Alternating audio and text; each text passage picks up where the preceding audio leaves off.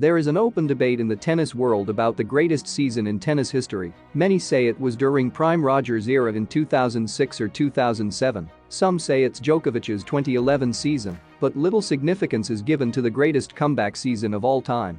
A comeback season is when a player or team return to their sport after a period away. In this video, we'll be talking about the greatest comeback season in the history of tennis.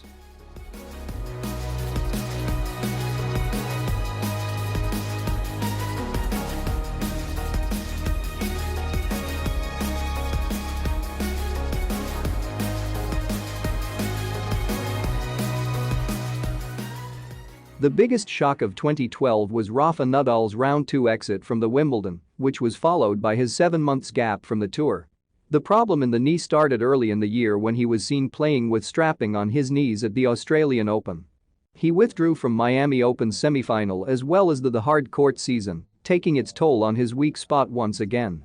It was not a decision because the knee talks for himself, and I really don't feel well. In June, Rafa saw him chosen by the Spanish Sports Federation as the flag bearer of Spain. But in July he announced that he won't be playing the Olympics due to the knee injury. This was followed by a series of withdrawals from upcoming tournaments, and eventually he missed the rest of the year, making Wimbledon round 2 match as his last match of the year. Rafa decided to come back to the tour and start the 2013 season in Doha, and followed by the first major of the year, Australian Open. But things went south, and he withdrew from both the tournaments due to the stomach virus. Finally, in February Rafa entered his first tournament after a gap of 7 long months. During the tournament he made it clear that he is still experiencing discomfort in the knee and said he isn't focused on winning, but simply playing at an acceptable level. He played doubles with his friend Pico Monaco and singles too. Rafa made a winning start but ultimately lost to Argentinian Horacio Zeballos in the final.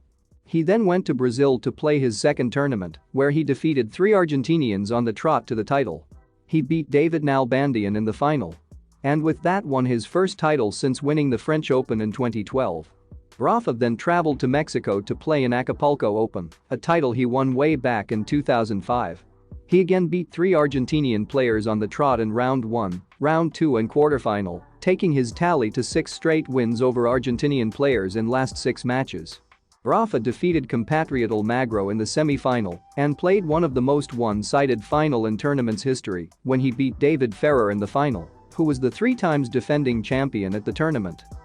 The commentator even said that Rafa is bullying Ferrer at the moment.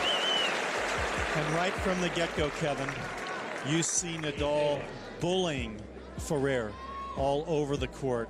Having won all those matches in South America and coming to the hard court event, Rafa was full of confidence. He started his hard court campaign in Indian Wells Masters by defeating American Ryan Harrison.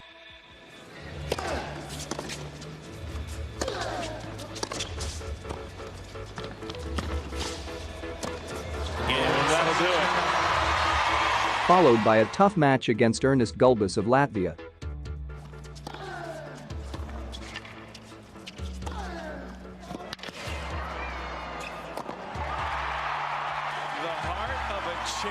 His quarter-final opponent was Roger Federer, a real test for him to know where he stands after the comeback, but Rafa played some unreal tennis and won the match easily.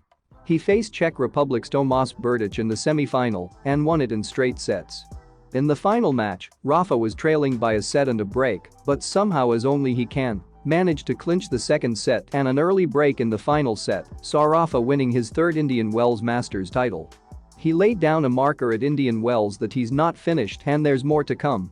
After winning the Indian Wells Masters, he went to get some precautionary treatment as per the instructions of his doctor and missed the Miami Open.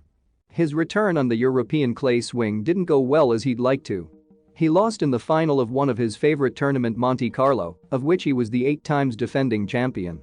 But again, the way that Rafa responded off the back of that, it just says a lot about the heart and character of Rafa. Well, always a lose is a lose, and after all the success that I had here during all my career,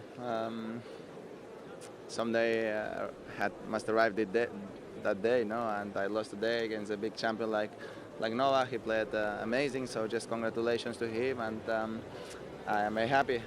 He won back-to-back titles in Barcelona, Madrid and Rome, and was the clear favorite to win his 8th French Open final. The semi-final of the French Open 2013 is hailed as one of the greatest clay court match ever. It defined the year and who's gonna be the number one at the end of the year. Rafa turning that match around in the 5th set after being 4-2 down changed the whole dimension of 2013 for both the players.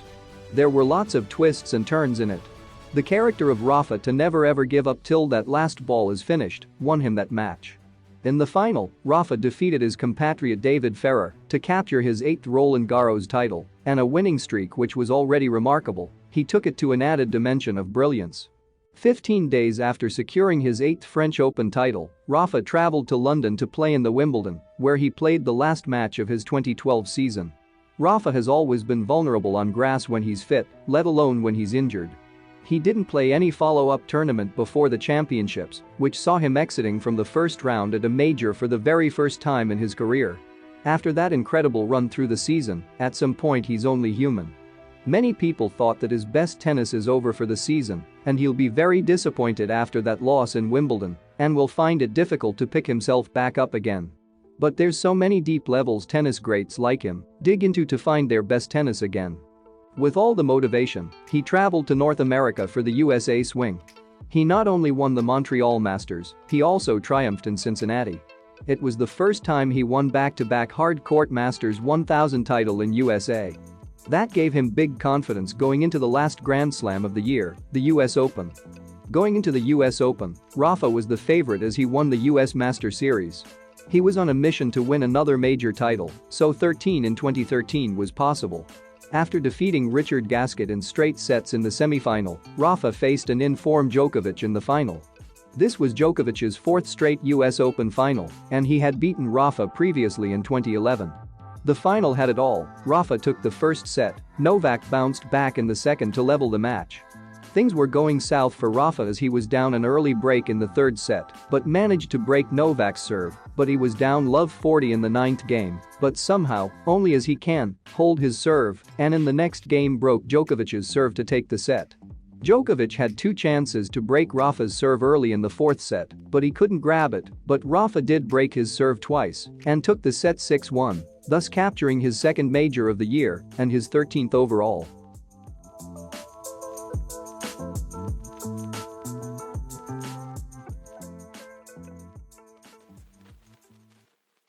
The year was already a successful year, having won 2 out of 3 Grand Slams he played. But there was one more thing Rafa had his eyes on. The top position in the men's tennis. The world #1 ranking. In October 2013, he was ranked the #1 player in the world after 2 years when he reached the final of the China Open. And by reaching the final of the World Tour Finals, he sealed his year-end #1 position for the first time since 2010. 2013 for Rafa Nadal blew the whole tennis world apart. For someone to be out for half a year, to hit the tour and just keep running, and then go into a sprint and win 2 out of 3 Grand Slams, 10 titles in total, it's not normal, it's extraordinary. It was the greatest comeback season of all time. It's a dream come true when I see the results that I'm having after the injury. I never expected a season like this. My goal when I came back was just try to finish the season. So happy about how the things are going.